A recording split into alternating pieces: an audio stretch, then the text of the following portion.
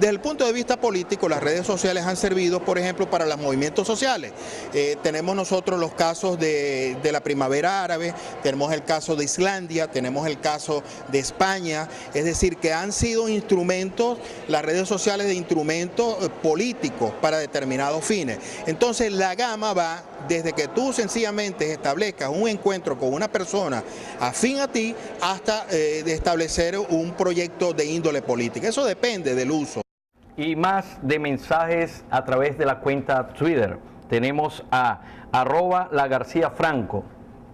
Dice, debemos darle un uso correcto y provechoso, ya que son las únicas ventanas informativas que nos quedan a los venezolanos. Tenemos por acá a @Mario Torres C. Dice, no hay que dejarse llevarse por las pasiones, hoy hay que usarlas con inteligencia y objetividad. Y tenemos a León Magno M. La aparición de las redes sociales en los 90 se equipara a la invención de la imprenta. Debemos educar a la gente en su uso. Sí, Edito, por acá también tenemos a @Laura Salazar 1, nos dice lo siguiente: excelente para comunicar e informarse, terrible para ególatras y carentes de autoestima con los selfies y fomenta a su vez la envidia. Por acá también tenemos a @Dafne Urley, que dice lo siguiente: pues las redes sociales nos han alejado del contacto físico y real. Deben ser utilizadas con horarios y no para esclavizarnos. A propósito de lo que escuchábamos del profesor Ezequiel desde la Universidad Católica, Cecilia Acosta, nos llama mucho la atención cuando él hablaba del aspecto político a propósito de la primavera árabe. Entonces, en ese sentido, Jorge, acá en Venezuela hemos visto como sobre todo el Twitter se utiliza para expresar posiciones políticas, pero incluso para despotricar del adversario, en este caso el adversario político. ¿Qué opinión te mereces al respecto? Es un instrumento como cualquier otro. Así como en otros momentos ha sido la prensa escrita, ha sido la televisión, en su momento lo fue la radio, el Twitter puede ser utilizado de muchas maneras. Entonces, a eso me refería con lo de demonización hace un rato.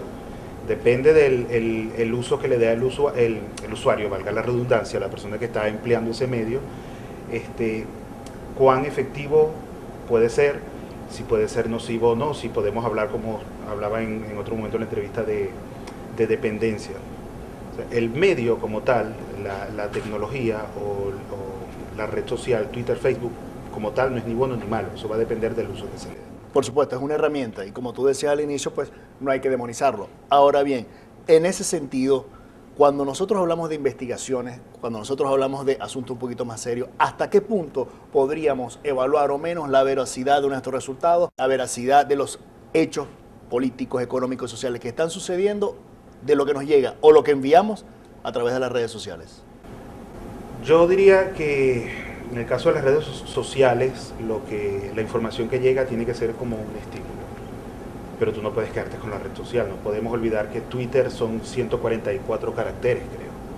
140. 140 caracteres. ¿Qué vas a hacer tú con 140 caracteres? Ahora, si en esos 140 caracteres te están recomendando un buen libro o una buena película, entonces tú en lugar de quedarte con esos caracteres, tú vas en busca del libro o tratas de ver la película. Pero no, es un poco lo que ocurre en otra medida con Internet.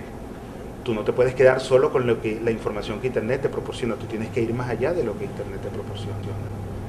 Es decir, que en la actualidad los movimientos políticos que han estado de moda desde la primavera árabe hasta recientemente en Venezuela, con estos 60 y tantos días de manifestaciones, esos mensajes que se han intercambiado en el Twitter han manejado la situación en la sociedad desde un punto de vista negativo, porque vemos reacciones en la calle a través de esta mensajería.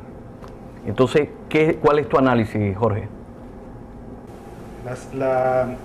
El papel que juega el Twitter en la situación política actual del país es muy complejo. Es muy complejo. Puede generar todo tipo de reacciones. Ha generado reacciones incluso a nivel internacional, de que tiene una efectividad, la tiene porque tanto el gobierno venezolano como otros gobiernos han tratado de restringir o de prohibir o de limitar de alguna manera su uso, y eso ya te indica que algún peligro ven los gobiernos, o sea, el mensaje está llegando. El mensaje de alguna manera llega, solo que a veces llega distorsionado, a veces la información no es la correcta, Ha habido un mal uso también en el sentido de que se han utilizado fotografías de conflictos en otros lugares del mundo y han sido presentadas como lo que está ocurriendo acá en Venezuela. Ese es un uso negativo que se le da también. Por eso hay que tener mucho cuidado con cómo se maneja la información y por eso decíamos, hay que investigar. O sea, no solo lo que me está llegando, tengo que saber de dónde está saliendo lo que me está llegando. Pero incluso en este caso específico, disculpa que te interrumpa, lo irónico del caso es que las propias figuras políticas utilizan el Twitter para lanzarse al espectro público. Es decir, vemos como desde el fallecido presidente Chávez, el actual presidente Maduro, los líderes de la oposición, Capriles, Leopoldo, todos utilizan las redes sociales. Entonces, a su vez, es como una especie, ok, yo las critico, yo las censuro, pero yo también las utilizo para proyectar mi imagen política, para proyectar mi presencia en la sociedad. Entonces, en ese sentido, nos están lanzando a nosotros como especie de un mensaje contradictorio. Sí, no olvidemos que la persona que está en el poder o los grupos que están en el poder siempre quieren hacer un uso particular de ese poder. Entonces no se trata del Twitter como tal, se trata del Twitter que busca criticarme a mí como figura de poder. Cuando la gente utiliza el Twitter para intercambiar tonterías, informaciones sobre farándula o este tipo de cosas superficiales, el gobierno ni le va ni me viene. Al gobierno le conviene esa situación, al gobierno. Estoy hablando de pero de casi cualquier gobierno, porque el gobierno por definición es delicado, a ningún gobierno le gusta que lo critiquen. Entonces el gobierno prefiere el Twitter intrascendente al Twitter que busca una finalidad política. ¿Por qué el Twitter, pienso yo, y este es el análisis que yo haría, por qué tiene tanta relevancia y por qué también las figuras políticas lo utilizan? Porque vivimos en una sociedad que se basa más en la apariencia. Por eso Vargas Llosa titula uno de sus últimos libros, La civilización del espectáculo. Es más importante la imagen que el contenido. Es más importante la imagen que la idea. Los políticos casi nunca discuten ideas. A los políticos lo que les interesa es la imagen, lo que ellos proyectan. La gente en la calle cuando discute de política no discute ideas, no discute doctrinas políticas, no discute doctrinas económicas. Lo que le interesa es la imagen. La imagen es lo que vende, la imagen es lo que... La imagen tiene muchas veces más poder que la idea. Es triste, habla muy mal de lo que somos como seres humanos o de lo que somos como sociedad, pero esa es la realidad. Brevemente, Jorge, un mensaje final antes de despedirnos a los televidentes. La red social tiene o debería tener una razón de ser. Cuando la red social deja de ser social, cuando me está impidiendo el contacto con mis amigos, con mis seres queridos, yo estoy sustituyendo ese contacto humano por un contacto virtual, la red social se torna peligrosa.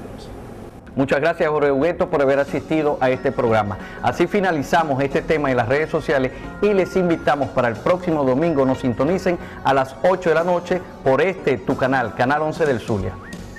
Fundación Zulia Productivo. HM Consultores.